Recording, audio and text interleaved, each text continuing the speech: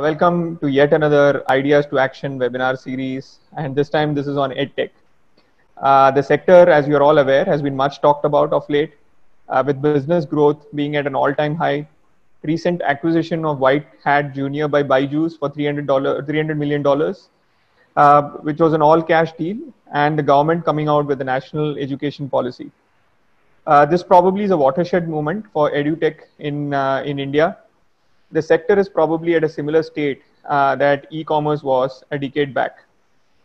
The sector is also seeing some interesting business models by incumbents and aspirants who are looking to become the next big billion-dollar enterprise. Let's talk about the White Hat Junior acquisition by Byju's. Right now, if you look at, they were purchased for $300 million cash. However, their top line was $150 million. So that actually is just a 2x multiple. It's not that they're doing a 10x, 15, 20x multiple. Is basically a 2x of $150 million revenue. Now, I'm not going to get into the details of the revenue itself and how they were showing it. But yes, of course, you still are getting a decent multiple on the revenue. There's a lot of growth. So let's put it this way. If I was an edtech company, I would actually show my numbers in the middle of COVID and take that as the base of my valuation. I would not take my base of valuation as last year's figures or maybe next year's figures. This is the best time to raise money if you're an edtech entrepreneur, because you'll get better valuation than you would get otherwise. But the thing is that I don't think the multiples have increased drastically. It's not that people are going from doing a 3x for a 3x multiple to, let's say, a 8x or 10x multiple, unless you have some very strong IP that can't be duplicated. So that's all of us running companies know that running a company is a marathon, right? It's not a 100-meter dash, right? So I think in that sense, I think getting 300 million in 18 months is quite amazing. I mean, despite how you put it, you're saying 2x, but I think 300 million for a lot of people, it's a lot of money. Which is why I think this question about the overhype and the overvaluation is coming in. Correct, but there's roughly 4,000 edtech companies out there in India, and it's not that everybody's raising money hand over fist. The thing is that, and also don't forget, and all due respect to the brilliant people and the investors of Byju's and White Hat Junior, Byju's has raised a $10 billion valuation. They've got a lot of cash in their bank. They cannot grow more with the current model in terms of, let's say, doing tuition classes and selling to teachers, selling to parents to get their kids, right? There's a certain growth rate there.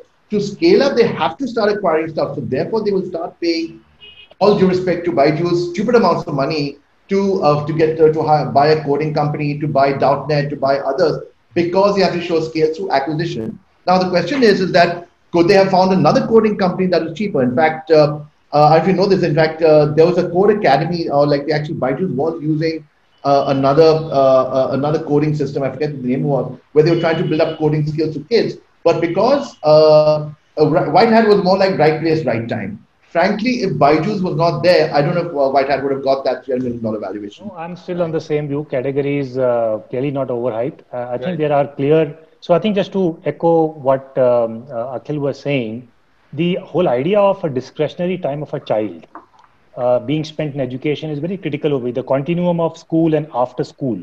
So clearly, I mean, it is gamed right now because of COVID, because, the edtech firms in B2C context are able to co-opt all the discretionary time a child has at this point.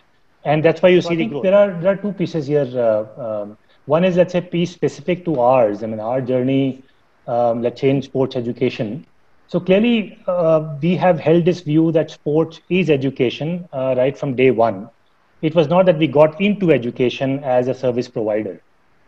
Play by and off itself is a learning lab, was the context. I'm saying that because, for a sports journey of a child, and again, I'm looking at the discretionary time of a child that he or she has in the school and outside the school. That's more important to us than working in the school system per se.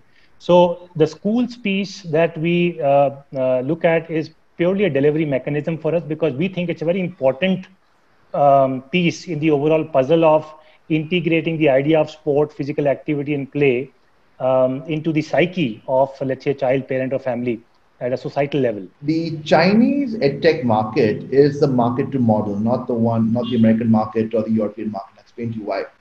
Of the 10 largest edtech companies in the world, 7 of them are Chinese, two are American, and only one is Indian. And most of the Chinese companies, 99% of people outside China have never heard of them.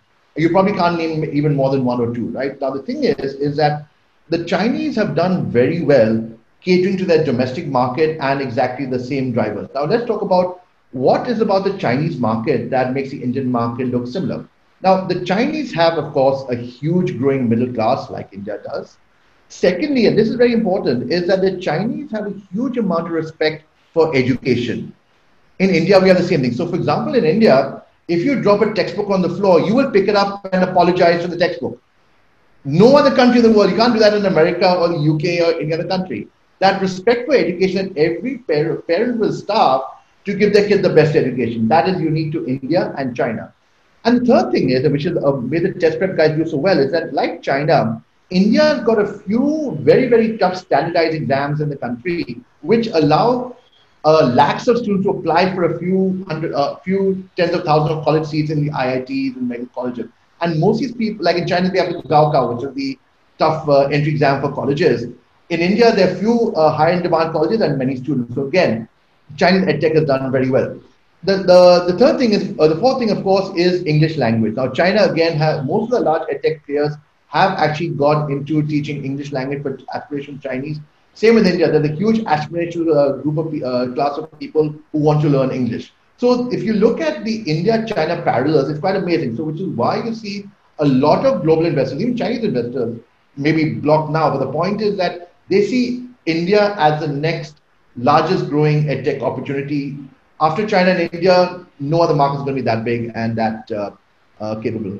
So I think there are two parts to it. One is, I think, the whole idea of having a more composite, cohesive education system in which you blur the line between the what is called as core curriculum and what is extracurricular. So we have fallen as a sports education piece into the extracurricular, but we have, like I mentioned earlier, sports education was a statement we made 10 years back, and that's a statement being made today in the new education policy. If there is an effort from a legislation standpoint which is coming into the picture now, clearly when it gets executed and when there are a lot of ifs and buts, but it's a vision statement and great statement in my view. In fact, I was talking to some kids just last week. These are government school children, and most of them mentioned that they wanted opportunities